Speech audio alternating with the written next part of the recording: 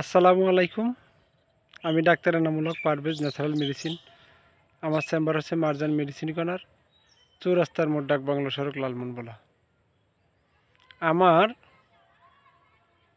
আজকের বিষয় হচ্ছে যে অনেক সময় অনেক রুগীরা বলে যে আমরা যদি কোনো একটু দুঃসংবাদ শুনি, কারো কেউ মারা গেছে বা একটা দুঃসংবাদ শুনি, সেই সময় আমি মাথা ঘুরে পড়ে যাই এবং কলজাটা মোচড় দেয়। গ্রামের ভাষায় কলজাটা একটু মোচড় দেয়। আসলে এটা কলজা মোচড় দেওয়া বলা হয় না, এটা আমরা বলি বুকের পালপিটিশন।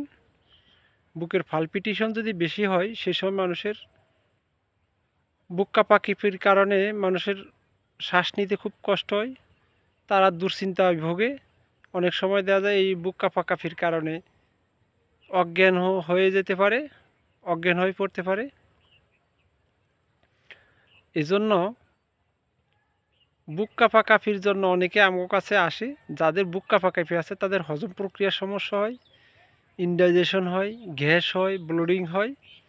এজন্য এটা থেকে বাঁচার জন্য আমি একটা সহজ উপায় বলতেছি। যেমন আমরা অনেকে বুক কাঁপাকাঁপির জন্য ইন্ডোবার 40 খাই, 20 খাই, প্রোপানল গ্রুপের ওষুধগুলো খাই, কিন্তু তারপরেও আমরা খাই যতদিন ভালো থাকি, না খেলে ছেড়ে দিলে আবার যে সেই। এজন্য আমাদের প্রাকৃতিক একটা ন্যাচারালি একটা শ্বাসের ব্যায়াম আছে।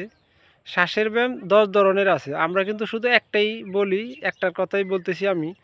যেমন আমরা নাক দিয়ে শ্বাস নিব, পেটটা ফুলাবো এবং মুখ দিয়ে ছাড়ব। যদি এই কাজটুকু করি তাহলে আমাদের দুশ্চিন্তাটা একটু কম হবে, অক্সিজেনের সাপ্লাইটা ভালো হবে, হাই প্রেশার কন্ট্রোল হবে, এবং যে বুকে যে গ্রামের বাসায় বলে যে বুকের ভিতরে মোচড় দেয়, মোচড় দেওয়ার ভাবটা কমবে।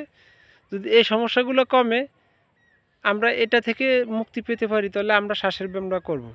এজন্য আমি শ্বাসের ব্যায়ামটা একটু দেখাচ্ছি। শ্বাসের ব্যায়ামটা করার নিয়ম হচ্ছে, আমরা নাক দিয়ে শ্বাস নিয়ে পেটটা ফুলাবো, মুখ দিয়ে আস্তে আস্তে ছাড়বো। আমি একটু দেখাচ্ছি, যেমন এই যে আমি নিচ্ছি।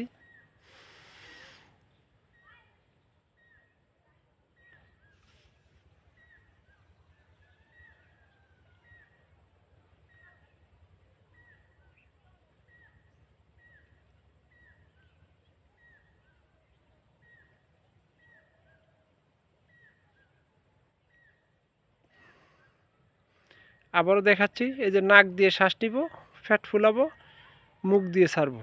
তাহলে আমরা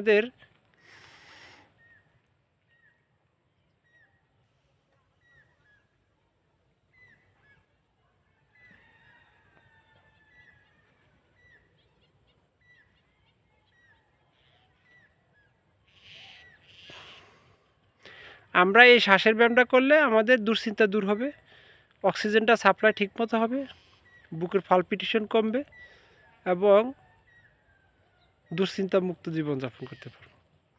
আর আমার এই তথ্যগুলো থেকে যদি একটু উপকৃত হন, দয়া করে আমার চ্যানেলের লাইক, শেয়ার, সাবস্ক্রাইব করে দিবেন। আমার পাশে থাকবেন। আল্লাহ হাফিজ। আসসালামু আলাইকুম।